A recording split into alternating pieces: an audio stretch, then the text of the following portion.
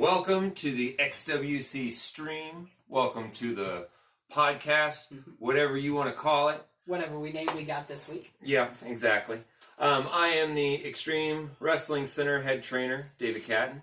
I am joined with my co-host and other trainer at the Xtreme Wrestling Center, Adam Houck. Today we have a very special subject that we want to talk about when it comes to the Xtreme Wrestling Center, and we want to talk about how we teach psychology down at the Wrestling Center. The hows and the whys. Not even so much the hows, more the whys of what you're doing in there. Exactly. And here in a couple of moments, we're going to have a match, and we're going to watch along. And hopefully you at home are going to be able to watch along with us. This is our first time trying it out, so it's going to be cool. We're using our awesome technology to its maximum potential, which is fantastic. So let me start off the conversation by first talking about our phone number. So let's bring up our phone number if we possibly can. Look at that. All right, wonderful. Our phone number is 816-535-0870.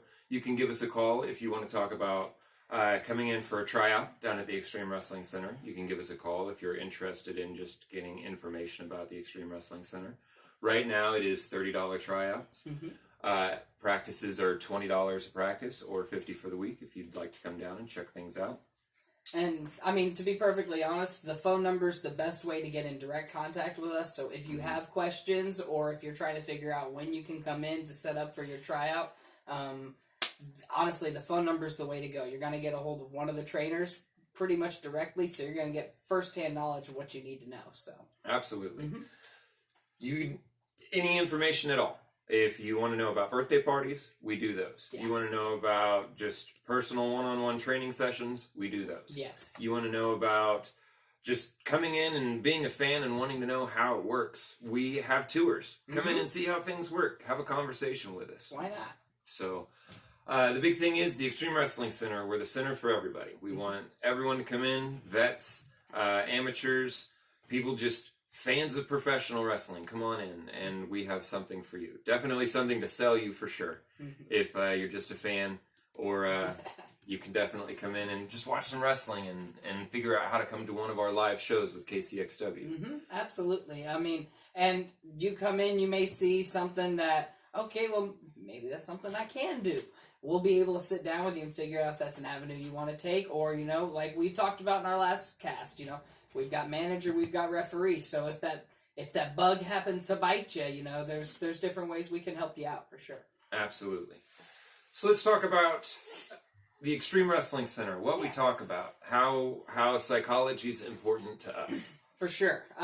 So really it's kind of breaking on psychology. You and I are two different styles of wrestler. We're two different body types. And so, really, in order for the both of us to be able to work cohesively, psychology is the one thing that's going to be able to make you and I work, you and the next guy work, me and the next guy work. It's the glue that makes this just go from, you know, a stunt show with a bunch of guys throwing things at each other into, you know, the story unfolding out in front of you that you can become a part of and that you can fall into. Absolutely. One of the things that people get into the habit of is following a routine. Absolutely. They get stuck in kind of running the same episode in the same show over and over and over again, and they become a little. You can almost see that they become tired in what they're doing. For sure. Absolutely, it can become routine. I mean, when you do routines, it becomes a routine. Yes. One of the things that we try to teach down at the center is having definitely your routines that you can go to, but it's way more important to work in the moment and to feel it out and to work through the moment. And it's important to be able to feel what's going on. It's important to know what your destination is supposed to be, but it's the adventure getting from point A to point C, and where is B in the middle? You know? Exactly. Even though you, as a wrestler, you develop your character and your persona, and you have a good idea of what that is, the opponent you have in the ring is going to change the story you tell. the place you're having your match at is going to change the story you tell. The people that you're working for is going to change the story you tell. The crowd interacting with you in the middle of the match will very likely change the story you're trying to tell. How many times have you gone out and you were supposed to be a bad guy and they turned you into a good guy? As the diminutive man that I am, that's pretty dang well every time, unless I start throwing a rock at a child. So exactly. So we need to be able to work and make the most out of what we're given, or we have to figure out how to throw the rock at the child without the rock at the child. Not making it a metaphorical rock, you would say. Exactly. No, it's, first learning how to go with what they're giving you, and then learning how to take what they're giving you and turn it back on them, for sure. So one of the things that I want to stress upon that the Xtreme Wrestling Center really focuses is that when you first come in as a brand new person off the street, you've never touched a ring before ever, we don't sit there and say, okay, you are this dark goth character and you're going to do your psychology this way, or you're this high energy punk rock kid and you need to have these certain movesets. We aren't typecasting people. We aren't telling people the roles that they need to fit into. We're not trying to sit there and just fill the roster of our sister company KCXW, our sponsors over there. The goal isn't just to kind of build our own nest in that way. It's not a selfish endeavor. We want to find what they have in them. We want to find what they want to find in them, and we see if there's a middle ground that we can help them kind of cultivate. Yes, eventually. The thing that we do with our beginners is that we teach them basic psychology. Archetypes. Exactly. You were a guy that wants to win versus another guy that wants to win. We're going to show how you're supposed to have a collegiate competition, how you're supposed to get in there and really work. Now, we're not teaching them to have 5-star matches at all. No. We're teaching them, if you get in there, you're going to be able to work with whoever you're in there with. If a veteran's in there and he's able to lead you, our guys are going to be able to follow. Exactly. And if they're in there with someone who's brand new, day one's never had a match before in their life, our guys are going to be able to put together the most basic type of match where no one's going to get hurt, but the crowd will be fully entertained and invested, and the business is not being disrespected. No, and they'll be able to walk through, and they'll both come out better for it at the end of the day too, because they'll both have that learning experience, and he'll have the training that we put him through to fall back on to make sure, like you were saying, in the moment when you need them, you've got those routines you can fall back to. Absolutely. And once you get those routines down and they become, second nature, your matches do flow together a lot better. I totally agree with that. But if you're just going from, spot, no bueno. No, it's the problem with, and I mean, when I started, I was spot. And the problem that I had with that, and what I kind of had to learn was, when you break that chain, how do you pick it back up? And so what we teach our guys to do is kind of keep those chains a lot simpler, keep the links a lot less complex, so that if they do happen to lose it, it's something they can pick back up and keep rolling. Absolutely. It's so much easier to grab back hold when you're not worried about what's the next routine that I'm going into. Where's the next place I need to be in the match? What part of this match am I trying to tell? What am I trying to tell in this part of the match? Not, oh man, I missed my head scissor takeover and then dive to the outside. I need to get that. It's, nope. We missed it. The crowd's into what we're doing. Let's just keep doing what we got. Right. We're here for a reason. And if we can add it in later and have it make sense, awesome. Let's do that. And if you're good enough, you should be able to do that. You just got to be good at your time management, I guess, when it comes to stuff like that. But let's talk a little bit more about whenever vets come in and they do have their routine down. Whenever they come in and they are pretty good at the psychology, they can read a room really well. They can really, everything's crisp for them. What do they get whenever they come into the wrestling center that we can add to their repertoire or that makes them feel good? I think one of the things that we're really good at doing is it's one of the things that you kind of instilled with me when we were talking about how you build up a proper finisher, and that's you want to make sure that it's something you can do in almost any situation. And so what we can do with those vets is, all right, let's take a look at the routines and the moves that you do have. Let's take a look at the things that you do. Let's make sure they're smooth. Let's make sure they flow into each other. Let's make sure that makes sense. Your finish. Let's make sure it's something that's strong, effective. If it's an easy thing to hit, let's make sure we know a few different ways to set it up so you're not stuck in the same finish every single time, and you can add a little bit of spice into your cooking. I will add to that, and I will counterpoint with another subject, or with another idea to that. Yeah. When it comes to people's finishes, a lot of people do think, oh, well, how many ways can I get into my finisher? Absolutely.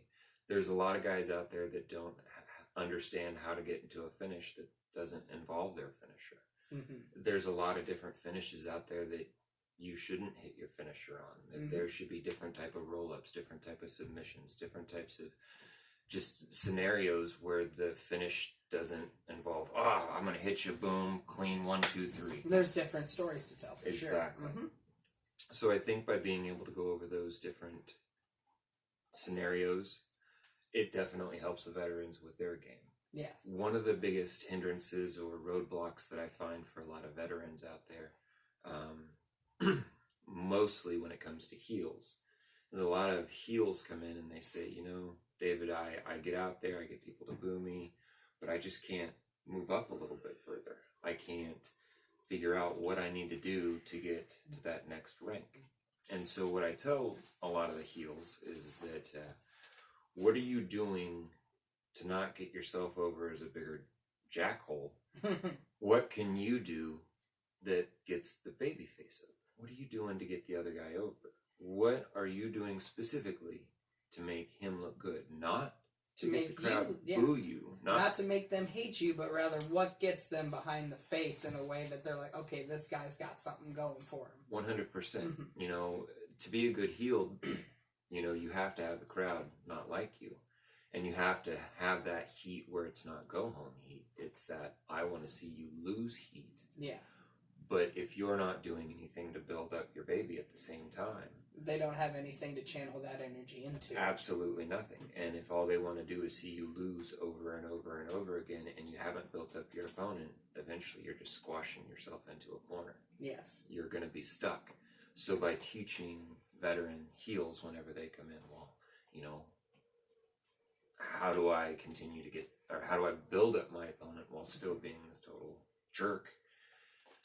I think that's something that we really help veterans with a lot, especially, when it comes to heels. When it comes to baby faces, the big thing that I help out with is more aggression. A lot of faces like to die, especially during the heat. They just will take a move, stay there. You have the, in essence, it's the, what's the way I want to put it? The overdramatic community theater lead actor in some ways. When he's taking the death scene, and everything becomes the death scene in a way, and the death scene over-exaggerates to the point that I can't believe you're dying anymore because it's taken you 7 minutes to die. And a lot, you'll see that a lot of times with faces kind of stuck in that rut where they take a body slam and they have literally died from it. And then they get picked up and then they take a suplex and they have literally died from it. I watch a second heart attack. Absolutely. The good guy does not have any fight back in him whatsoever. He'll lay there until he's told or shown, hey, we're going to this next thing. Yes. So one of the things that I really push on is really pushing those false hopes and not making them spotty false hopes. You just got to do them. You just got to get in there and get your aggression on. And by getting you comfortable with that, by showing you how to do that, when to do that, showing the little bit, even the littlest amount of fight in situations, just showing you're alive and showing you're still going. Absolutely. Who wants to root someone that's not fighting back? And who believes somebody who's not fighting back for so long and then suddenly becomes invulnerable within an instant? You have to have that gradual climb back up the mountain. Absolutely. Absolutely. So, Mr. Producer, I know that we have a video on cue. So let's talk about two of our students here. Yes. Real quick before we get the video going. Let's talk about Pariah, and let's talk about Marksman. Marksman had no training whatsoever before he joined the Xtreme Wrestling Center. He's been to 95% of our seminars. When it comes to outside work, he's considered one of our best students. Everywhere he goes, he's considered one of the most respectful people. Helps set up rings, helps tear down rings. Definitely one of the best guys to have on your force, your roster, period. No injuries whatsoever. Very clean, respectful worker. You also have Pariah, who is a wonderful character, bad guy. He is also very safe in the ring. He's also super respectful, helps set up, helps tears down, very creative on his input. So whenever these two clash in the ring, a little bit more about Pariah. He was not an official XWC student when he came in. He already had previous experience. He's one of the guys that we took time and had to break down bad habits and had to throw those away and had to teach him new habits and better habits. So Pariah does have his own YouTube, I believe. I'm not sure what the link is. Sorry, Pariah. And I believe that Marksman has his own link, and so you can go back and watch some of their older matches, but I want to watch one of the most recent matches, something for Saturday Slam. So Coming those soon. of you who are interested, you're going to get a little sneak peek on one of our matches here. Bonus content. So both gentlemen now consider themselves, XWC alumni. Yes. They consider themselves, hardcore students of our school. They go on a weekly basis. I see them there on a very regular basis. I can almost tell you the days they're there. So Yeah, it's almost like clockwork. yes. So on one of our most recent Saturday Slams, we had these two face off. Now, I'm not going to give away too much of the storyline, but I do want to talk while the match is going on, talk about pros, talk about cons, and let's go from there. Let's figure it out. For sure. Let's take a stab at this. Let's see how we're rolling. So, popping up, we're going to go up there. Or more that way. Looks like the Marksman is ready to go. He looks like he's in shape. Both gentlemen are already in the ring. Bell's just been rang. Entrances already done. Now, if you saw the entrances, you know that Pariah has a couple gentlemen joining him with the Way in the back singularity, there, yes. which Marksman has to watch out for right now. Now, in the beginning here, you notice that Pariah is a striker. He's definitely someone who likes to throw kicks, especially. He will throw fists, he'll throw forearms, but he loves his unorthodox feet. He'll attack before he grabs most times out of 10. And so very early you see Marksman in an attempt to kind of tamp that down. He starts meeting him with kicks immediately just to show, all right, I'm there with you too. Absolutely. And so Marksman's one of those wrestlers who will show you that I'll try to match your best game. I'm not afraid to throw fists. I'm not afraid to throw kicks. I'm not afraid to meet you with those strikes. Marksman's obviously more natural with bending someone into a pretzel, which he went back to. It's worth mentioning, Marksman had no prior professional wrestling training. You see that sports entertainment coming out in full form there. But he did have a pretty solid freestyle wrestling background coming in here too, and I think that helps a lot with how he's so natural in that technical ability and why he's able to take advantage so quickly with it. Now the referee a little out of position right there. Didn't see the other shoulder that got up. But still, only a 2 count. Now these two still going at it, figuring out ring positioning, but both men working constantly, keeping the action going, not stopping, always moving, which is wonderful. Marksman's concentrating what seems to be on the back of the neck, upper shoulders area, which is awesome. He's already got a game plan working through. He's humiliated Pariah in the beginning, which obviously is a fan favorite whenever he's able to tie people up. Taunt him a little bit in the corner. So you can hear the audience behind Marksman. For hitting really hard. Yes. He doesn't throw a lot of punches. He throws a lot of chops. He's definitely got his heroes. They are clean strikes, but they are solid strikes. Yeah. definitely right here, Marksman. Back elbow right into the chest, backs him up a little bit. See, Marksman's creating space because he's always got a game plan set up for something here. Going back to that roll-up pin that you saw earlier. Now, Marksman, he's a collegiate wrestler, like you were saying, so he likes to go for as many pins as he possibly can. Oof, jawbreaker. Now, this is kind of interesting how Pariah's working that jaw. Checks him in the ring post. Now, right there, what he did is he definitely turned the momentum around a lot. And now you see that Marksman has to contend with all the other people on the outside of the ring. So he's got Pariah bearing down on him, but he can't really go anywhere because you've got the Infinite and Mason basically 3 feet behind him. So totally blocking the way. Totally can't go anywhere. And so you start seeing very quickly how the Singularity ironically uses numbers to its advantage to kind of create an overbearing presence kind of throughout their matches. Now right here, this is where the heel is taking advantage of really bending the rules and making sure that he's got the most advantage in the match. So our psychology that we teach at the center is that if you're going to take control, you need to get the most out of that momentum. You need to make sure that the audience knows, hey, here's the flip. There's a drastic turn of events going, and so it wasn't just one quick thing, and then we're on to the tide of the tide changing. He throws him into the post once, he rolls out. He throws him into the post a second time, and now he's setting him up to hit him with a shot across the apron. So you're seeing numerous kind of aggressive attacks just to really cement him kind of firmly into that spot of advantage. Now, some of the people that Marksman's worked over the years are Laredo Kid, Donovan Dijak, Bob Evans, Mike Bennett. He's been able to wrestle who's considered a lot of top contenders in the indie scene. And every time, they always have very pleasant things to say about Marksman. He'd be a wonderful contender out there, really, in the indie scene. Or, he could be a guy in AEW, WWE, if he could really just get out there. But thankfully, he's a KCXW guy, alumni through and through. But one of the things that they really mention is, look at that babyface sympathy that he's able to draw. Once he hit that post, that shoulder's been the focus. Yes, and it's not just a little thing here, a little thing there. You can see the cumulative damage kind of building up on him. He really does a good job letting you see the effects of each shot, but at the same time, he's constantly fighting out. When Pariah was throwing those kicks earlier, he's making kicks of his own from the ground to create space. Pariah hounds him in the corner. He makes a shove when he can to, again, create space and just show, I'm alive and I'm fighting and I'm still up and I'm still coming, so you have to keep the pressure on. Absolutely. And very nice.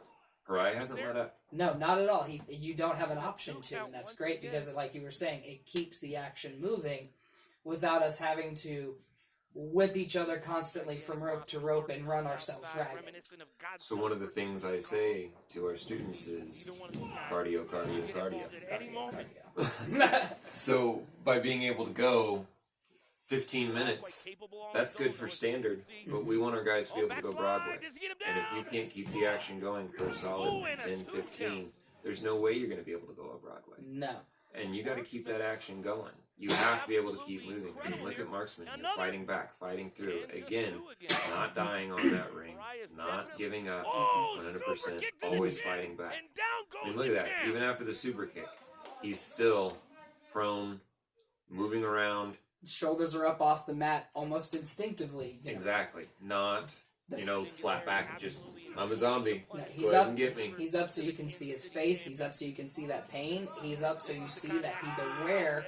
Back to the mat's bad news. I've got to stay up. And Absolutely. Just, again, keeping those little bits of psychology are what help keep you immersed in the moment of the match rather than falling into those guys. Exactly. It's 100% about making the audience know, hey, this could be real. This could be the thing that you're watching. If just for this little moment, this was the small thing that was real in there. And absolutely. This is it. That's the hook, baby. So here we have Marksman continuing to fight back. Again, not dying at all. Adam James continuing to fight back. Both men, total aggression, total non-stop going at it. No one's stopping. No one's going for breathers. No one's getting lost in there. They're working through those moments. Yep. Not giving up. Not dying down. No deer in headlight moments. And like this has all been, we were talking about earlier, this has all been one false hook sequence leading up to that one boot, bam, right to the head. And it wasn't just a simple hitting the gut, oh, I shut you down and give you the boot. You saw a good sequence of them really working through each other, kind of dodging and countering, and we saw them naturally make it back to that point. Mm-hmm. So it doesn't look like such an awkward, I put you in the spot and kick you. We see them kind of naturally end up in that position. So you forget that it may, you forget for a moment where you are and what you're watching. A lot of the people, one of their most favorite cutoff spots that they hit me with is, all right, give me 2 shots from the rope, I'm going to cut you off, and like it's either spine buster, clothesline, boot, something along those lines. And that's a great false seat. That's not bad. Mm-hmm. Problem is that there's so much more you can go to. Why only that? Why are you only giving me 2 shots in the gut? Are you superhuman? Am I that pathetic right now that I can only get 2 shots off, and then my idea is to run to the ropes and be a dummy and run into a fucking boot? Mm-hmm. And then at the same time, if the only sentence you can write is the ball is red, you're missing out on telling people about the texture of the ball and the way it hits you and different things like that. And there's just so much extra you're missing in that storytelling when you keep it too basic. Absolutely. So Pariah here going first finish. We're escalating to the point now where both of these guys are basically going for broke. They know that they wore each other down. Marksman's trying to kind of build some momentum and get himself rolling back up. Using that shoulder that he hurt earlier. And adrenaline pumping through, but again, it still hurts. You see him register that on after each drag. 100%. I mean, I believe that it hurts right now, 100%. Keeping it in, keeping it protected, still trying to wake it up. Again, that was something that happened, 8 minutes ago in the match, and he's still making you remember it. He's still bringing it back to the forefront. Absolutely. That is the whole thing of the match. That is the whole focus right now. Is can he fight through that shoulder injury? Can he work through it? And Pariah sees that, hey, it's a weak shot. This is what I have to get in order to beat him. Did I make it weak enough through this whole situation that I can get him? Most of those kicks have been to the body and to that shoulder. So it's all been going there. And look at this. All around. Now Marksman's getting it up. Mm-hmm. He's finally getting that adrenaline going. He's got James Dunn here. Pariah, Adam James. He up on the shoulder again. Can he get it this into time? The DVD. Flips it over. Night. Sends the Marksman. Reverse DDT. Okay, again, that's a new move that Marksman just incorporated into his repertoire just by going through one of our practices where we were talking about new moves. We were just talking about what can you do different that you normally don't do. Just a minute. Here's Marksman going for his finisher. Mason coming in. And it ends because the hyena pack finally swarms in. And at the end of the day, he was so focused on wrestling the Pariah because of that momentum build-up that he forgot about the rest of them around there. Now, we going on here? have Marksman still won, obviously. But, numbers game, gonna win here. Maybe. We've got a cornered and wounded lion trying to fight back at this point. Can he beat 3 people? Looking all right so far. Holding his own. That is a big animal right there. Stop that! And here they come. There's the swarm, and it's done. 3-on-1. All right, cameraman. All right, we don't need to watch any more of that brutality. We're getting into like snuff film stuff there at that point. I don't know, but so cool things that we saw, mostly wonderful things, is that Marksman constantly fighting back and fighting through. Pariah keeping the pressure on during most of that heat. During most of the time that he needed to keep the pressure on, it was there. At no point during, while he's kind of ramping up the heat like you're talking about, he doesn't look lackadaisical. He doesn't look like he's half in it. He doesn't look like he's going through motions. The entire time, he looks like, I've got to hurt this man and I've got to put him down. Keeping the intensity up. Keeping, like you're saying, keeping that aggression going, keeping that action going. So we're not stuck going, okay, maybe I should go look for something to eat now. Right. By being able to keep the action going, it's going to get you more noticed. You're going to be able to get more of your stuff in. And it's... Gotta get my shit in. Absolutely. Mm-hmm. But at the same time, you're going at a pace that's not going to kill anyone, and you're not going to hurt yourself, and you're not going to hurt your opponent. And now, with, the psychology and the whys of what we're teaching you, when you do get your things in, it's going to matter that much more because you've built yourself up to it. Absolutely. Mm-hmm. I believe that was a good example of what solid training week in, week out can get you. Mm-hmm. I believe that retaining the knowledge and putting the drills into your matches and making them count definitely helps. I see that a lot with James, and I see that a lot with Marksman. Mm-hmm. They will take something from practice and try to incorporate it in their very next match. A lot of times when I'm in there training with Marksman, we will run through a drill, and then the next thing we do kind of during that down moment is he will start walking the drill in the corner himself, trying to figure out what can I adjust and put in, where can I add my thing into it. Correct.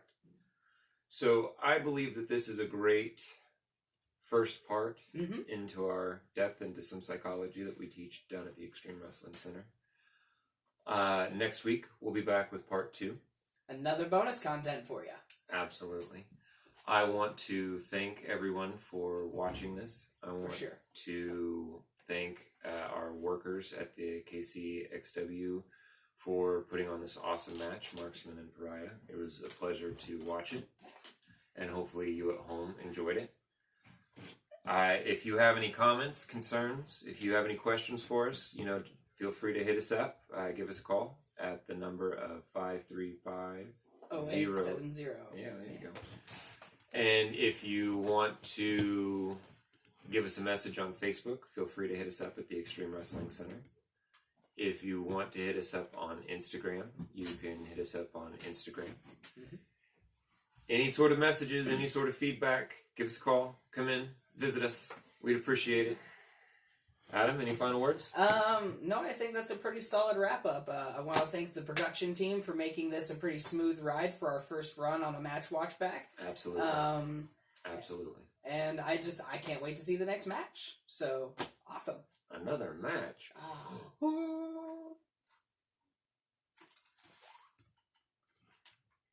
There's the sponsor coming.